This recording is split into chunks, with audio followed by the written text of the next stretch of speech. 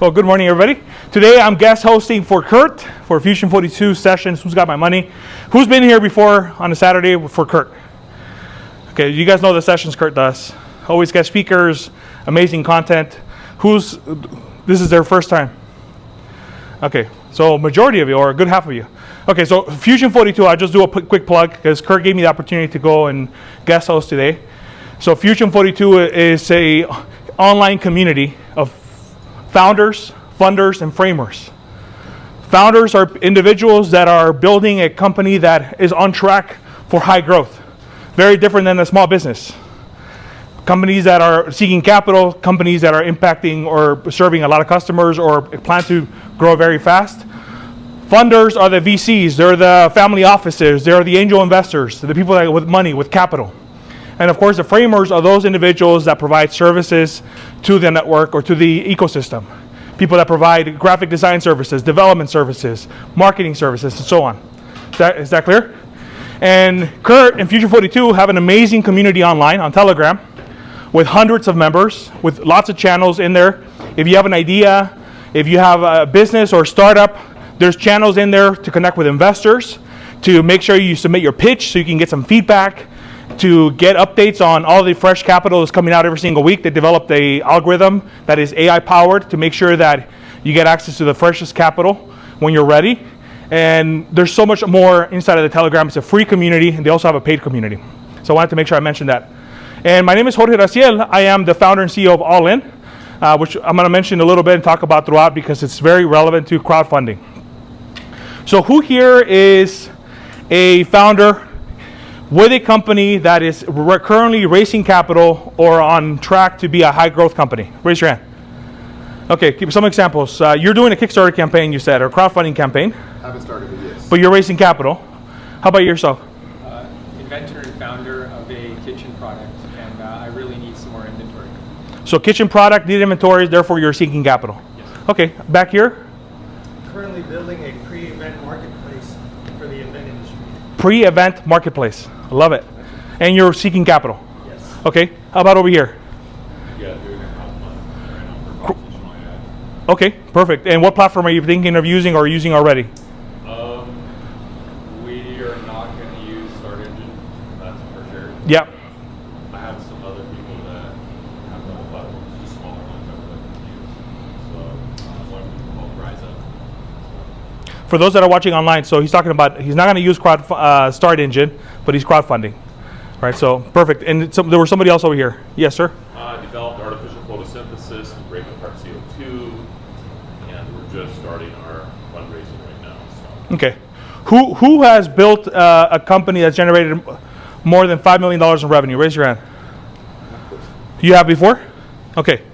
The reason I'm asking is because this is a very interactive session for me because I'm just hosting. I'm just a facilitator for you guys. But I'm gonna try to share with you as much of my experience and knowledge as possible. Just to give you a quick background about myself, I'm a structural engineer by study. Started my entrepreneurial journey 15 years ago. Over the last 15 years, my company's generated over $30 million in revenue, 20,000 customers in 50 countries. My background as an engineer helped me, but when I started that journey, I didn't know much about business. So I stumbled my way through. At the early stages of my career as an entrepreneur, I was living in my car for a few months because I couldn't afford rent, and I was working on an entrepreneurial project. And little by little, I started having some successes and failures along the way. Who can relate to failures on the journey, right?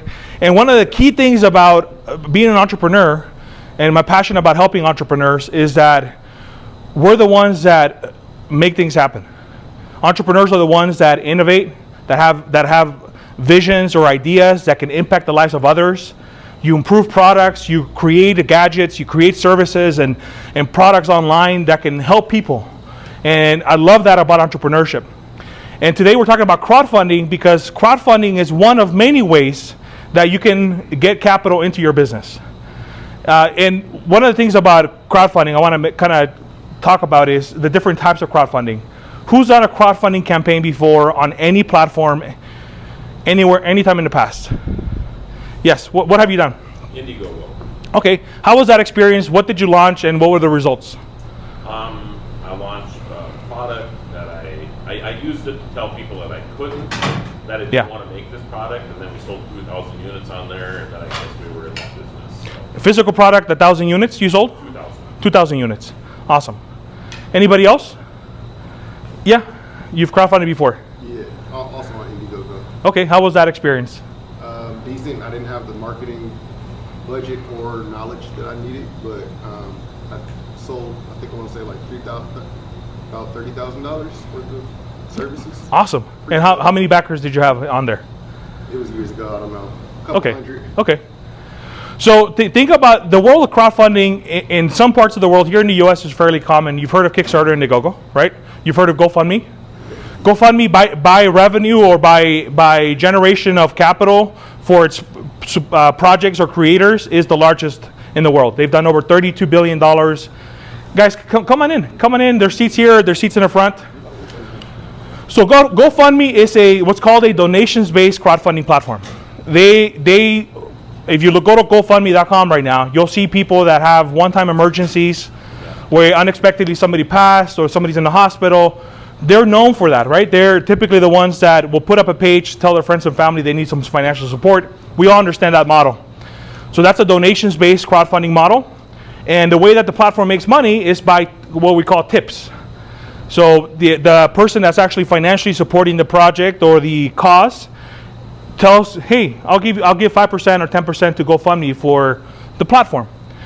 Now, what we have with Kickstarter and Indiegogo being the largest reward-based crowdfunding platforms, they're the ones that typically will help people that are like, starting a movie, or you have a physical product that you want to launch, right? And the idea there is that people are not giving you money, right? You're promising a reward typically. And that reward is, in essence, like a pre-sale of whatever you're looking to create. So on Kickstarter, the campaign that I launched last year, for example, is a mobile accessory. It's a gadget. My business partner's an inventor. He had patents. He had 2 patents on this particular product. He has experience with manufacturing and getting manufacturing products out of China and driving products into sales inside of Best Buy and Walmart and so forth. But he had never done Kickstarter, right? And I've owned a marketing agency for the last 9 years. So we worked together on this project. And I'll give you guys a quick background or history of this because I think it's relevant. And on Kickstarter and on Indiegogo, when you launch a project or a campaign, even on GoFundMe, do you come in already with an audience of people wanting to buy your product? Most of the time you don't. If you do have a list, or if you're an influencer, or you have an influencer that's helping you kind of get some support for that crowdfund campaign, it's going to help you. But one of the things that I learned by what we did last year, for example, we launched a gadget on Kickstarter, right? We spent a significant amount of capital doing advertising on all the platforms. As a matter of fact, we had multiple agencies and multiple partners advertising on our behalf to their audiences. Do you guys know what pixels are on Meta? Who doesn't know? Meta pixels? Okay, so Meta pixels is just code that Meta creates to put on the back end of a website or a campaign so we can track what we call conversions. So there's companies out there or agencies that are marketing on behalf of businesses or people that are doing crowdfunding. So they already have a lot of data in their pixel, in their Meta account, business account. So we leveraged as many accounts as we could. We launched a campaign, and within 90 days, we raised $1 million for our gadget with over 10,000 backers. And this was no brand name, no influencers, a major influencer supporting us. And this was a brand new project, brand new product, and with a brand new company. And one of the things that happened that I learned is, and we talk about the slides here, is that to crowdfund, it's just kind of counterintuitive, but you need a crowd, right? You don't start a crowdfunding campaign hoping that because you're living inside a Kickstarter or Indiegogo or GoFundMe or any of these other platforms that you're going to be able to get a lot of support right away. The other type of crowdfunding is the companies like Start Engine, like Republic, like WeFunders. Those are equity-based crowdfunding. In order to be an equity-based crowdfunding platform, you need to be regulated by the SEC. right? There's something called the Regulation CF or Regulation Crowdfunding that allows for companies to raise money from non-accredited investors up to $5 million, and then it can go beyond that with other forms and other qualifications. So there's different paths: the donation path, the rewards-based path, and the crowdfunding for equity path. Who's raising capital again for a company? Okay, so as I'm saying this, like what comes to mind? You know, is it depending on the type of business that you have? You got to ask yourself, who's your avatar? Who's your customer? Who is going to benefit from and cheer you on for you going out into the marketplace? If you're creating a software or a physical product that is for the consumer, then it is to your benefit to start building a community around that idea or around that project, around that company. Because you get feedback early on, because you get validation if your idea seems to be getting some traction, or people are liking it, or if they don't like it, why don't they like it? If you're a B2B business, then the model's a little different, right? You might go to the start engines or the WeFunders to try to raise some capital through the Rec CF, but even then, as a company, you still need to have a group of people, a tribe, a community, an email list of people that are going to support you. Because if you launch on these platforms without a community, you're going to find that only 10 to 20% on average of the goal amount come from the existing user base of these platforms. So if you're looking to raise $100,000, only 10 to 20,000 might come from the user base or community of platforms like Kickstarter and Indiegogo. But I'll tell you a secret. One of the aspects in crowdfunding that affect campaigns is that the more success and traction you start having early on, the more awareness or the more traffic you're going to get to your campaign later on in that stage, 30, 60, 90 days later. So you have to make sure you're fueling with traffic and you have people that are excited and they're supporting your project or backing your project early on. And the algorithms inside of Kickstarter and Indiegogo then will showcase your project on the homepage, right? And there's ways to go about doing that. So are there any questions about what crowdfunding is or what I discussed so far? One here and then here. How do you get your existing customers that you know you can save them money? How do you get them involved in funding you? Can you get your existing customers? 100%. If you have an existing brand, the question is, how do you get your existing customers to support you? If you have an existing brand or you have a brand that's adjacent, where the customer base similar to whatever you're launching, 100% you want to make sure that you get them excited about this crowdfunding campaign. How do you market them? How do you tell them about it? Traditionally, you would do an email blast or a series of emails. You would host a town hall or a special webinar to announce what you're going to be doing and why. You want to get your customers involved in the process so they feel that they're a part of it, right? You can do SMS texting, right? You can do a special deal for your existing customers that when they come into the crowdfunding campaign, they'll get a certain reward. Does that make sense? So hopefully that answers your question. But the business strategies of marketing still apply. You still need to, a crowdfunding campaign is like no different than having a sales page or a landing page that's selling a physical product or an e-commerce store. It doesn't matter. The point is you're trying to get somebody that's not a customer or somebody that doesn't yet support this particular project to come and look at whatever you're doing and actually open up their wallet and support you. So it's very important that you understand, one, your customer base, where they're coming from, and what value you're offering them to come over here and support the crowdfunding campaign. How do you teach your own customers that have been doing stuff the same way for many years? They've been doing the same thing, right? They think they're smart at what they're doing, but how do you teach them that? When it comes about teaching customers, again, we go back to traditional marketing strategies. It's all about education. It's all about how you build engagement and how you nurture your community. You want to make sure that you're communicating with your email list consistently, that you're trying to get out and provide value to your community, whether you do it through a company or you do it individually as an individual influencer.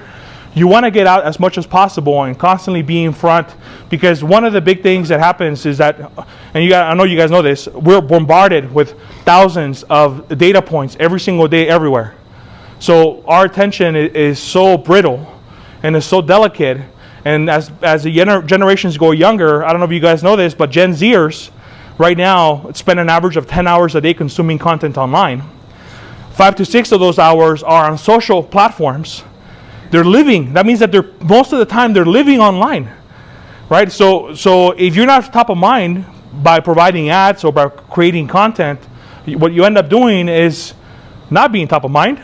You get forgotten, right? So especially leading up to a campaign, especially part of the planning process of being successful, specifically when it comes to a crowdfunding campaign, is making sure that months in advance you're getting your list ready, you're nurturing that list, you're gamifying the process, you're getting creative on how you provide value and get them involved in your process. Okay, there was another question, then I'll come here. Yes, sir.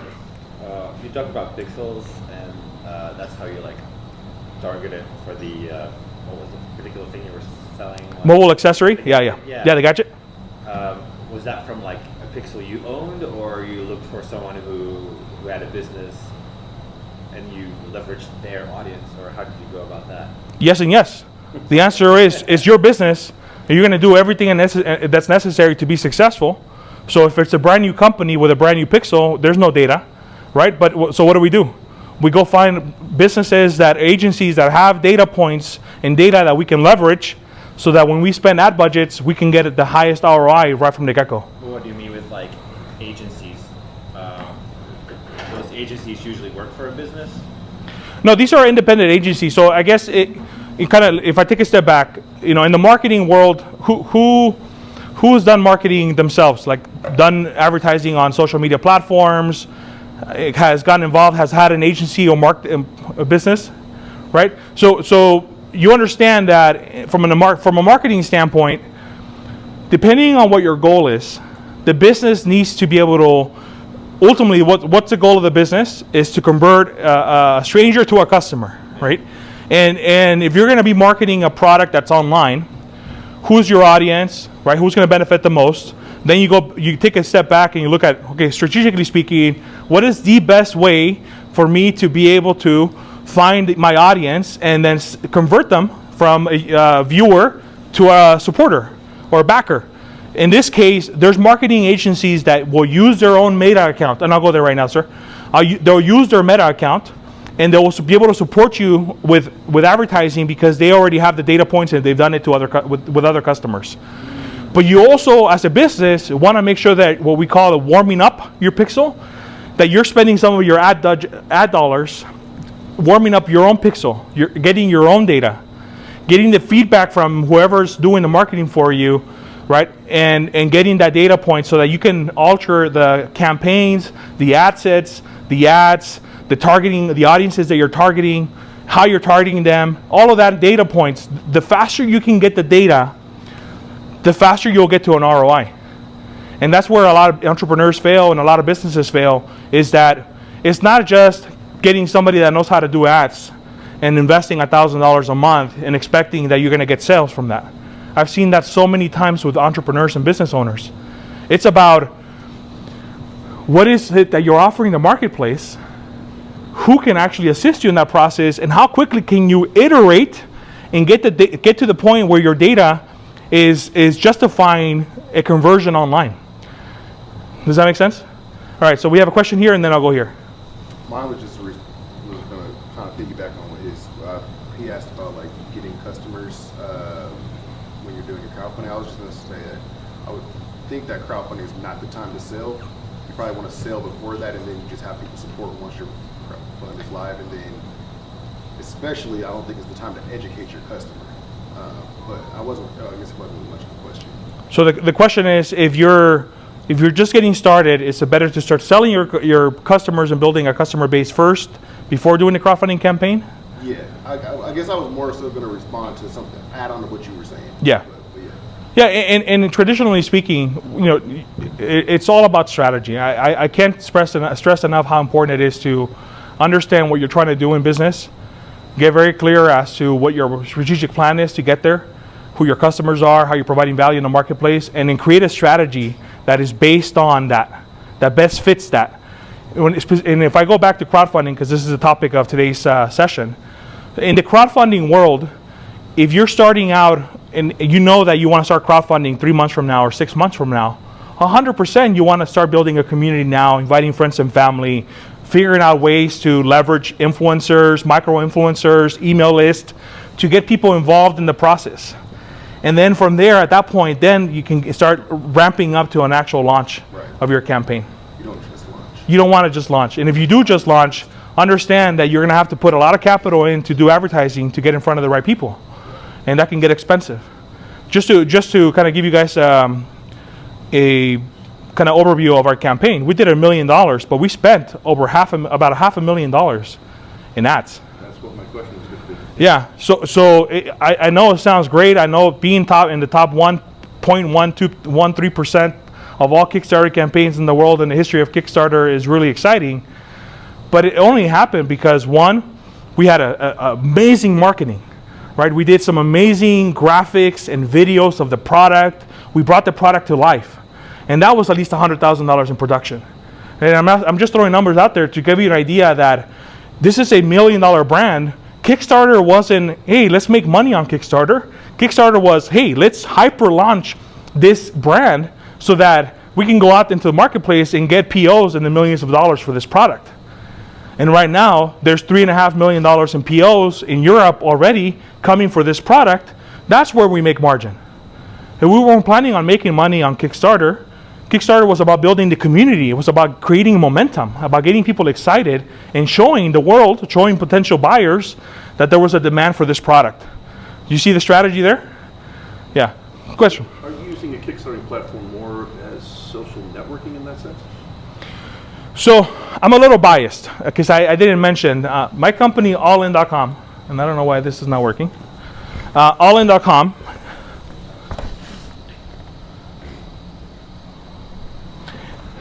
It's actually a brand new software that we're beta launching this weekend. Okay, and I'll just throw a little plug in there. So my experiences in working with thousands of entrepreneurs over the years and seeing their crowdfunding experience made me realize that the average person, not the people here in the room, I'm talking about the people that are not in the room, the people that you guys connect with or meet, friends of friends that you see at dinner or when you're traveling, you talk to, and they have this idea for a business, and then weeks later or months later or years later, they're still talking about it. Right? Who knows people like that? I've met so many people like that. That's why we built All In. All In is a live crowdfunding social marketplace. It's a platform where people will be able to launch an idea, not with the expectation of generating $1 million, not with the expectation of setting up a business, a full enterprise, but with the expectation that your idea is now alive online, and you can invite your friends and family to support you financially, right, in a reward-based model. And also you can get some feedback. You can build a community around it. You can live stream to your community. And we're building an AI to be able to support, basically like an AI business mentor to support those early stage entrepreneurs. So in regards to your question or your comment in regards to being a social network, one of the reasons why we built All In was because Kickstarter and Indiegogo are one-time project campaign, and they're not really built to build community. So we wanted to introduce the best of social media, the best of crowdfunding, and put it into a platform, and that's where allin.com came. So, yes, sir. It was an add-on question about the Pixel and the agencies. Yeah. So the agencies, are they targeting Pixel with Facebook ads, or are they going to get joint venture partners, as in other businesses, to target their Pixel? So it really depends on the agency and depends on your product. But in our case, the agency specialized in crowdfunding advertising. We had a physical product, and they specialized in physical product advertising, electronic gadgets for that more specifically. So we leveraged their data by spending our ad dollars to get the results we needed to get traffic from their data points in their pixel into our campaign. Okay. Yeah. So they were the JV partner, if you want to call it, as opposed to Facebook ads going to the general. Yeah. I've never built a business, and the businesses that have had the most success in my journey have never been done like in an isolated format. There's typically momentum that's created by involving other people or companies into the mix, because you start creating synergy and you start getting involvement. In this case, the agencies are winning because we're paying them nice fees to make sure that the whole team is advertising on our behalf, right? So we're paying for advertising, we're paying for the advertising team, right? They're winning, we're winning. And that's where I talk about in regards to strategy. It's the key here is making sure that you understand who your audience is, going back to the basics, right? And who's going to be able to help you create those ROI, those conversions that you're looking for. Yeah, question in the back? How do you turn the existing customers? I've been doing my business for 30 years. How do Yeah. you turn existing customers into people that used to go visit all the time? How do you turn them into online customers? Let's get more specific. What's your business, sir? Hospitality. Hospitality, okay. And what do you do? What service do you offer in hospitality? Replacement parts. I'm sorry? Replacement parts. Sell them stuff like sheets and pillowcases and lampshades and lighting. And stuff. Okay, so you're selling these physical products and your customers are hotels? Yeah. Okay, I have hundreds of customers. okay. And, I haven't been to work in 2 years because I got sick, right? yeah, I used to go visit my customer all the time. How I turn them into tell them I'm still in business and sell them the products that I have, right? for you specifically, this is what I would highly recommend. You have a long history of being in business for 30 years. You have a large customer base. Yeah. You need to find somebody, and I just saw somebody on LinkedIn here in Vegas. You need to find a B2B salesperson. You need to find somebody that has the capability to go out there on your behalf, representing your company, your services, and go start making those relationships, letting them know that, one, your business is still there, two, you're offering value, and as a matter of fact, don't go empty-handed. If you're going to make this introduction to this new B2B salesperson, make sure that the person comes in with some sort of offer, discount, deal, something of value to them to make that to establish that connection. Yeah. Okay. Any other questions? Yes, sir. Yeah, regarding the Pixel and the agencies. Yeah. Are you saying that basically you would use the information gathered that the Pixel gathered to be able to market your product as that what they've already been marketing to other clients? You're using that data from the Pixel, gathered from the Pixel? Yeah, 100%. So for everybody that doesn't know, the Pixel code, traditionally I would recommend create a Pixel every single time that you're going to shift audiences or customer bases or you're offering or marketing a different product, right?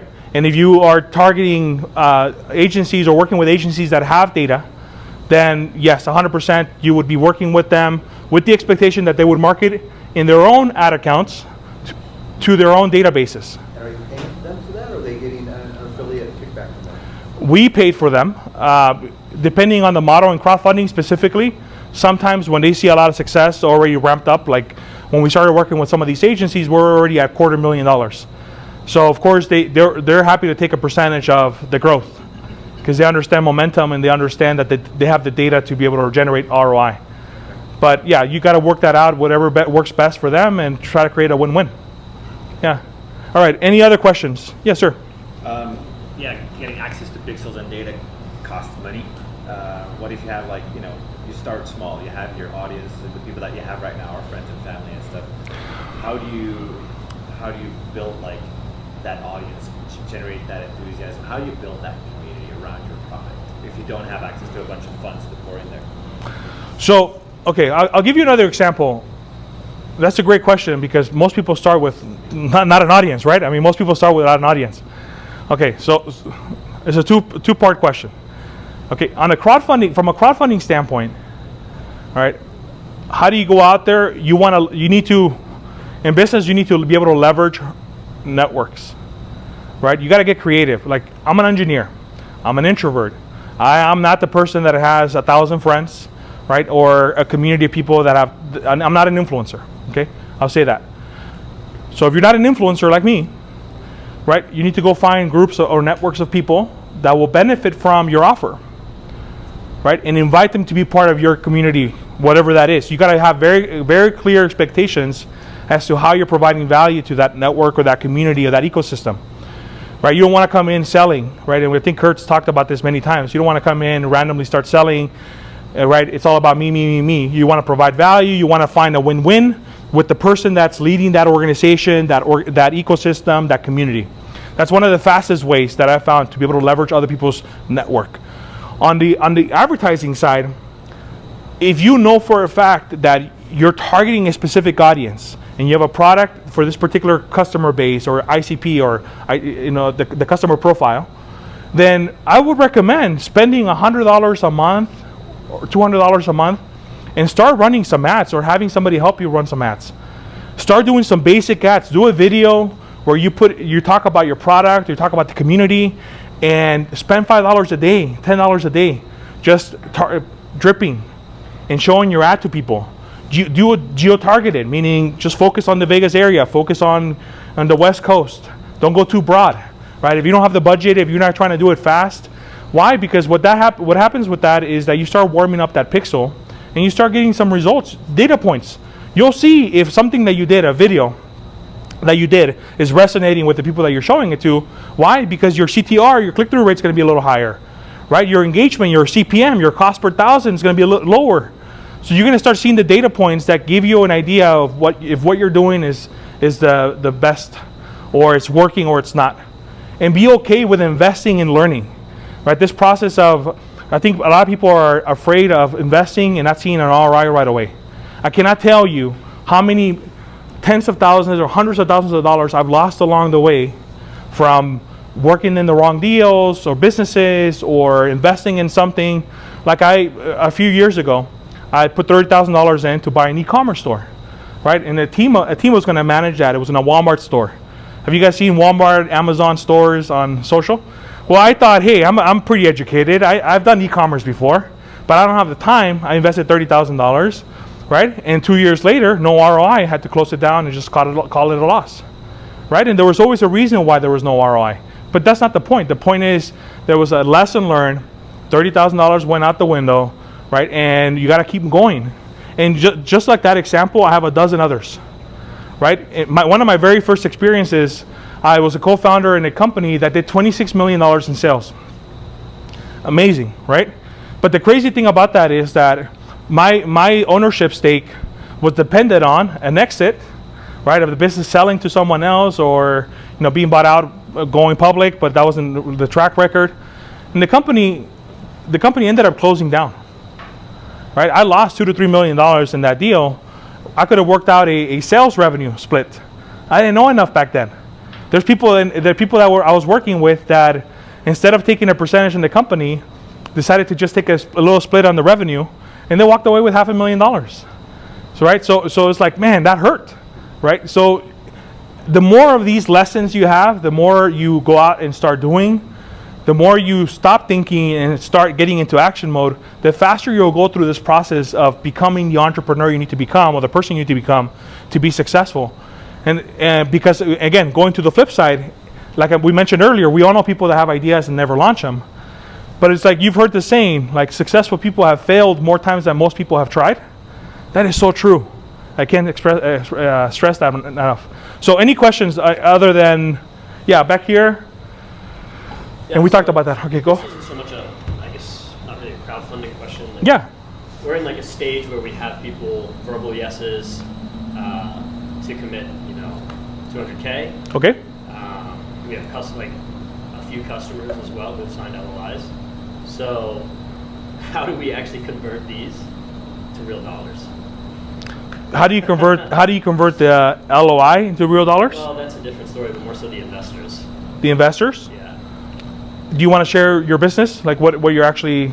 Yeah, we're like AI data. It's an AI data company. Yeah, okay. We're surveying the bottleneck.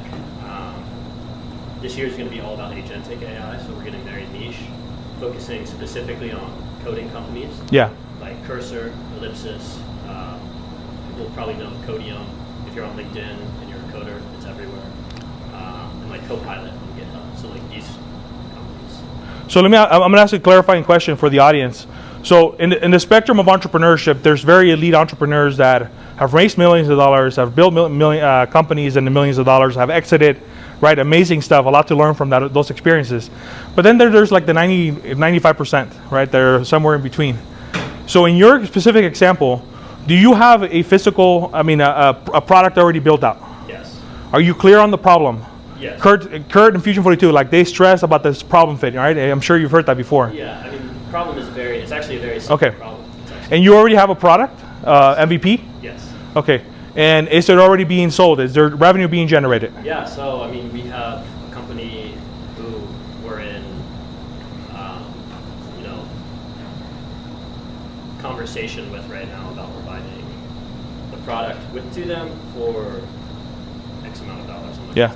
I want to stress that Kurt's the capital expert, and I will give you guys a quick stat. 2% of all businesses in the world ever go for venture capital. 2%. Okay? And out of that 2%, only 5% of that venture capital goes to Latino founders like me. Okay? So that's kind of like the stats. I'm in the process of raising my own capital. I'll be very clear. So my experience is obviously helping me with that, and I've learned a lot, and I want to share that with you guys. I have an investor that's coming in for $250,000 right now. I just pitched Tarby. Did anybody go to the Gathering of Angels? Oh, right here. All right, somebody in the audience is investing $25,000, which is a great win. But what's awesome about that is that I am in the process of doing that. So to answer your question, like there isn't, in business specifically, there isn't any better selling than you showing traction so that people are knocking down your door saying, I want to be a part of it. And that's always been something that's worked for us in any type of business, whether we're raising traditional capital or we're just out trying to create a successful business, which is ultimately our goal, right? Venture capital is just one of many types of capital that Fusion 42 talks about. I know you guys know that. But it's not the only way of having success, right? There's a book called Rework, which I recommend, by the founders of Basecamp. They talk about how they build Basecamp. Has anybody used Basecamp, the software? So the story of Basecamp, the founders of Basecamp talk about how they were scrappy at the beginning, how they bootstrapped, how they built a software that people loved, how they on purpose did not take outside capital and just built and grew out of the revenue of their business. And that's this model of like, hey, you have to have hundreds of employees and you have to take in millions of dollars in capital to be successful. That's not the case. If you guys look at the stats around the US, the majority of businesses that are very successful, generating hundreds of thousands, if not millions of dollars in profit every single year, are never in the radar. But of course, media shows us the Bezos and the Elon Musks, and we think that is entrepreneurial success. But a great business that provides value to the marketplace at a profit and is sustainable is success in my book. So think about your strategy, and I would split your time or have somebody help you going after capital, but create an amazing company that people want to be a part of. And you'll see investors want to be a part of that. Yeah, great question. Anybody else? Yes, sir. You mentioned equity Crowdfunding. And is that $5 million per non-accredited investor or $5 million per project? It's a $5 million raise for the business from non-accredited investors. But in order to do that, you have to go through a platform or what's called a broker that's registered with the SEC, and your business has to do the SEC filings in order for the business to qualify to raise that capital. And that's why platforms like Start Engine and WeFunders and Republics exist, and some of them are very successful. But again, the most successful companies in these platforms are companies that came in with their own crowds, right? Or spend a lot of money on advertising on the back end to get people to invest. So, yeah. Yes, sir. So you keep emphasizing you need to have your own crowd before you approach one of these platforms. Yeah. What does the platform do for you specifically? You said you get about 10% of your investors from one of the crowdfunding ones. What if you're elevated to the front page? What could you expect? More than 10%? Yeah, so 10%, I would say like 10% is in the minimum. If you are elevated, maybe closer to 20%. Yeah. But also you think about Kickstarter and Indiegogo have their existing customer base of backers. And they're people typically that are willing to invest in or buy innovative products that are not in the market yet. And they understand that the process of getting that product is going to take several months, right? So this idea that you need to have a crowd is really just to set you up for success, because you want to make sure that you have the momentum early on in your crowdfunding campaign to get those results. But it's not necessary. You can also get the momentum from just advertising, right? Or strategic partners that can get traffic, email blasts, right? There's people that have large email lists that you can contact in your industry, in your niche, and they'll do an email blast. They'll promote your Kickstarter campaign or Indiegogo campaign, or your all-in campaign for that matter. Yeah. All right. Anybody else? Back here? Good. Okay. All right, so, is there anything that I shared so far that from crowdfunding, my experience, one of the biggest things, if you have a question, just raise your hand, and I definitely want to make sure that we make this interactive. But I'll just share this. In one of the things that crowdfunding and that experience from having a marketing agency has taught me that is very, very important is that everything falls and rises based on who you are as the founder, as a business owner. I think it's so crucial to remember that you can have an amazing company, but unless the company is already formed and you have systems in place and it's generating revenue and profits and it doesn't eat you, which is ideally the goal of a business, you have to be the one that is selling the vision, selling your team, selling your customers, right? And I don't know about you guys, but it takes some capital, but a lot of sweat equity and energy to make something work. A lot, right? So one of the things that I recommend, I think I shared this earlier in one of the Fusion 42 sessions, is that don't just follow a hype or go after a business for the sake of money. That's my personal recommendation, right? Focus on a problem that you truly care about. And if you truly care about that problem, you truly care about it, remember that on the other side of a problem is a human being, just like you, that has goals and dreams and is living through life. And you, at some point in their journey, you're going to come up with your business and offer them something of value, whether it's a product or an experience or a service. And at the end of the day, business is all about providing value. So focus on whatever you want to do, whatever business you're in.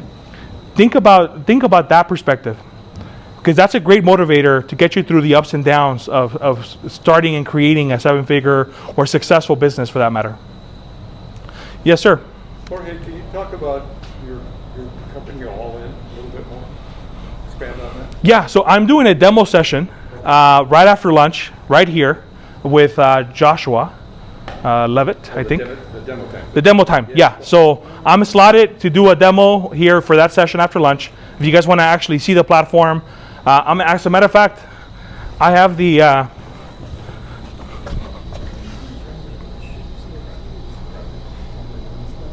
this talks about what I just said, right? It's about your customer. It's about who you're serving.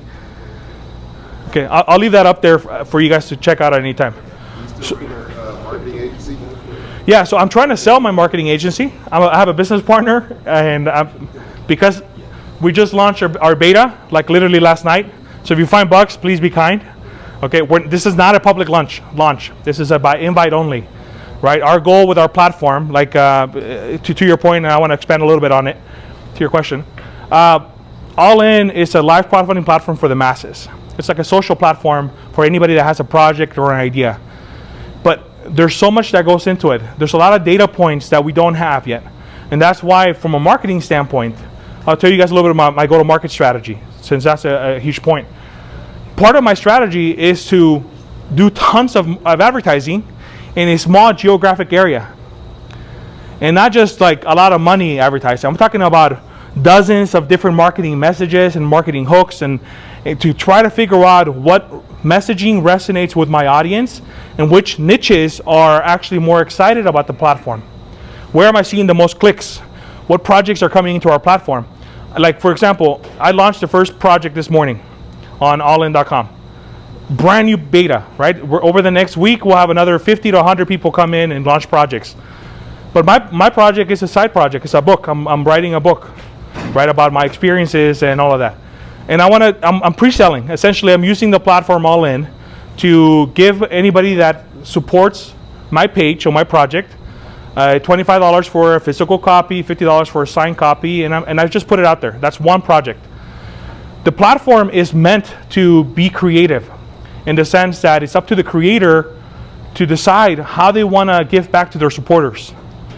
If you have a cause that you want to support, if you find somebody that needs some help and you want to do a project campaign for them, right? Or you have an idea that you haven't launched, or you want to just use the platform for building community and you don't really care about the crowdfunding. For us, crowdfunding is a feature, right? We're Kickstarter and Indiegogo. That's the only thing you can do on the platform is crowdfund. On allin.com, we're building crowdfunding as just one feature out of many. And the idea is not the crowdfunding. The idea is to help people launch their ideas their projects, their dreams, and build community around it. Because one of the biggest deterrents of success for businesses that I've consulted over the years has been the lack of community, the lack of tribe, the lack of an email list.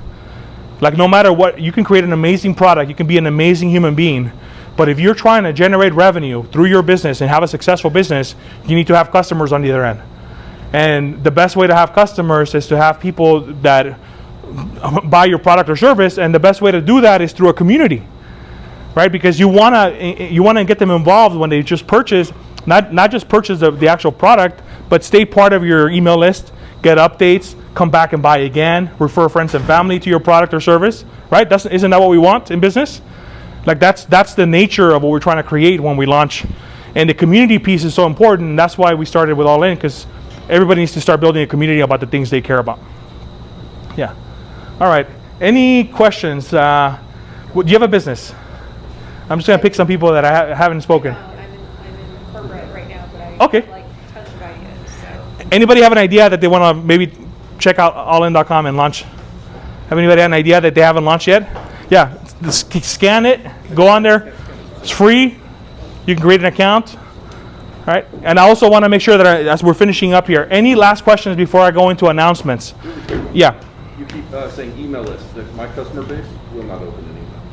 I'm dealing with younger kids. Yeah. So an email list to me is pretty much useless. For you, is TikTok. Yeah.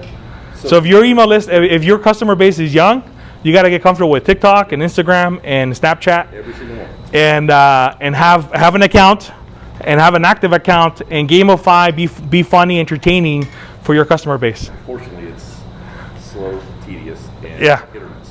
Then find somebody that loves being in front of the camera, that loves being funny and silly, and loves to create content, and have them help you create the content for your audience. Have any kind of social media management type aspect to it? Right now, it's just the sharing component, and you can invite people into the platform and create a community within All In.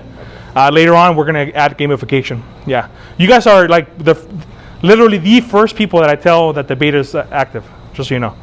So it's literally like, think about a software like when WhatsApp or Instagram or GoFundMe started, right? Day one that the platform was live. I was in the Gmail beta. I was one of the first 1,000 Gmail accounts. Oh, no kidding. Yeah, isn't that crazy? That's amazing. Yeah, so if you guys want to be part of the first 100 users of allin.com, just go in there and create an account. All right? Yes, sir. So there was an invite code we can invite, or like you said it's invite only. Yeah, the invite is people knowing about it. So that's right there. That's it. You're officially invited. That's because we're not doing any advertising. I'm not posting it anywhere. Like, it's a very private process for the next 6 months of just getting 100 to 1,000 users, somewhere in between there, and just seeing how they're responding to the platform, how they're right. You want to do this for your product or service. You want to test it out, especially if it's software. Who's anybody building a software? Right, software very different than physical products. Software, right? So in the software, you want to be very clear about the problem you're solving, and then you want to have an MVP that you can start testing and getting some feedback from. I decided to invest $200,000 of my own capital to build allin.com, and then I'm barely now starting to raise capital from outside investors because I want it. Again, I don't recommend that unless you want to go down that path. The best way to do it is, of course, have problem fit first, and then go after and creating an actual MVP. Yeah. Okay, so when you first started, how important was feedback to you, and how did you get your customers to interact and give you feedback? So feedback is extremely important, and it's a double-edged sword. You're going to get good feedback and you're going to get bad feedback, right? You're going to get people that like it and cheer you on, and people that like, this sucks. And you have to be very mentally strong as a founder and as people that are leading the business to make sure that the bad stuff doesn't bring you down, right? You got to take it as feedback neutrally and see the good and the bad. If somebody's complaining about something, see it as a data point. If somebody's cheering you on, pat yourself on the back, because even as entrepreneurs, even people that are self-motivated like us, we still need a little pat in the back every once in a while, and we like to hear that. Yeah. Back here. So when you were very good, by the way. Thank you. This is fantastic. When you spent your $500,000 to raise $1 million, was there any spend in there that you did better than a 2-for-1? Yeah. Saying that you put $50,000 here and you got $500,000 because of that. Yeah, to be honest, when we worked with the agencies first that have been crowdfunding for a lot of other companies that have done big things in Kickstarter and Indiegogo, our original estimate was a 4-to-1 or a 4 ROAS, and that was not the case. When we start spending the money, it was closer to 2. And the reality of that is that we still have to keep going. And I talked about earlier how important it is to build a brand first, and it wasn't about making money on Kickstarter. It was more about just getting the brand out there and showing that there was demand.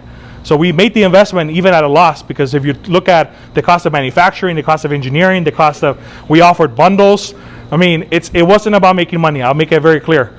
But to your point, the ROAS ended up being on average about like 1.9 to 2, which again is not the ideal, but it's what the industry was giving us because of the market and because of the industry niche that we were in. But I have seen places where ROAS and the return on investment on ads are 4, 5, which is very rare nowadays. Most of the time, you'll be happy if you're obviously getting your money back from ad spend and making a little something on top of that. Yeah, anyways, hopefully that answered your question, sir. Anybody else? There was a couple more. Yes, sir. You touched on it. I was going to ask about the importance of branding and how you develop your own brand. Yeah. Speak on that. So branding is not colors and it's not logo. I think that's pretty clear, right? From a branding standpoint, it's the emotion that people get, or the feeling, the experience that people get when they interact with your product or with your brand, with your business. So in the marketing world, when you're crowdfunding a campaign and they don't know who you are, they don't know your product, then the pieces of, like the graphics of the product, the videos that bring the product to life are so important. And they're because they're pieces that are creating the brand and giving you the best chance at people being wowed by the product to move on to the next step or want it. So from that standpoint, does that answer a little bit of your question of how important it is to, like, if it's the first time somebody's experiencing your product or service or your company, how that first impression is so important, and how making an investment in developing the best experience for that user or that customer is well worth it. You want to go overboard, right? You want to get scrappy, you want to bootstrap, you want to get creative, use Fiverr, use Upwork, try to build your own team, find good graphic designers, but ultimately you got to be able to piece it all together to create a great experience for the user. Because most people don't understand that back end. Most people don't even care about it. They don't care about us as the founder or the product. They just either going to get a benefit and love it and buy it, or they're not. Either they're going to refer people to it or they're not. And that's the harsh world of commerce. So hopefully, from a branding standpoint, that's, even though long term it is the essence, the emotions that come from experiencing the brand, first impressions are typically video and graphics, copy. That's what they see. Yeah. Any question back here? So mine was kind of combining two different things. One was collecting data on who's viewing the ads and actually focusing on the place. And the other one, like you were saying, for him, it kind of suggested get someone who's really comfortable being in front of the camera and gamifying the ads. So I can really only be me, right? I'm a young, Caucasian, early 20s guy, right? So if I notice, all right, most of my click-throughs and people reaching my product, guys come back that it's middle-aged Hispanic men, right? Would it be worthwhile getting somebody who fits more my demographic to market my product, or just me marketing my product? I'm in the opinion, this is just an opinion based on my track record, that number one is being authentic, right? So, and there's nobody better to represent your company and your brand than you, right? Now, if creating content is a strategy to generate sales, understand that you're giving the brand power to someone else, right? To get in front of the camera and build an audience. It's better at that point to leverage somebody that's already doing that for other companies, right? And just pay them to kind of promote your brand. But at the same time, and again, I go back to kind of like the essence of an entrepreneur. If you're building a consumer product, you got to be comfortable being in front of your customers. Bottom line. If you're building a B2B, that's different, right? Because you're selling essentially software or service to an enterprise and its employees, and you can have B2B salespeople, and it's different. But if you're building consumer product, either the product sells itself or you got to sell it. I mean, that's that's my take. So if you're not a confident coach who you're in front of large crowds, how would you go about trying to build that confidence to talk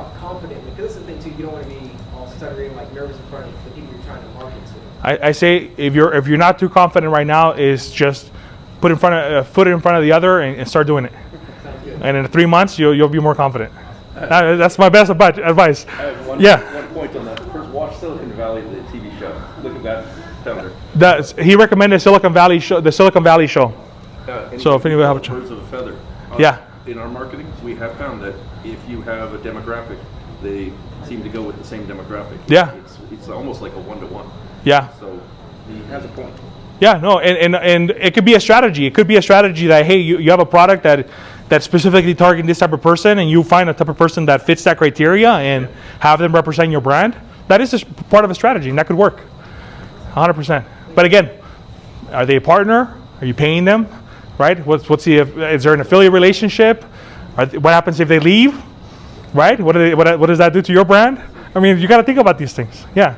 All right. Anything else?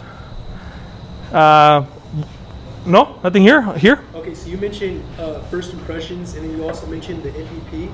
So when I show my first group of customers my MVP, yeah, it's not my best foot forward, right? It's my MVP. Does that sway their? I mean, I feel like that's going to sway their opinion of my product because of their first impression. So when I reiterate based off their feedback, I may be seeing their perspective from a different. They have a different perspective than my new users, right? Mm-hmm. And like, let's say it's kind of hard to explain, but let's say I got to show myself my MVP is very ugly. Yeah. They're going to have a preconceived notion about my product, as opposed to new users when I reiterate it better. So like, how do I navigate that? Okay, so for that, I recommend everybody read "Fall in Love with the Problem, Not the Solution" by Yuri. He's the co-founder of Waze, the Waze app, and a couple other unicorns. Right? 2. That's why I recommend geo-targeting when you start getting beta users, right? And your MVP, making sure that you communicate with them that this is a beta or your MVP, right? So that's one aspect.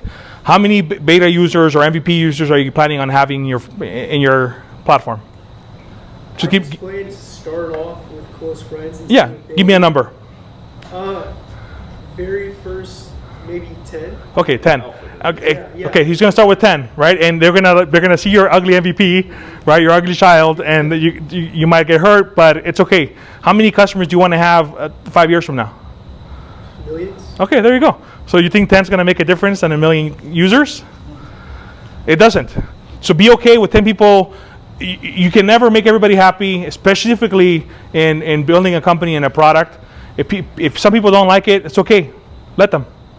Right? So focus on just iterating, focus on communicating the fact that it's a beta, right? And be okay with a couple people there and that first batch of people thinking it's ugly and not coming back.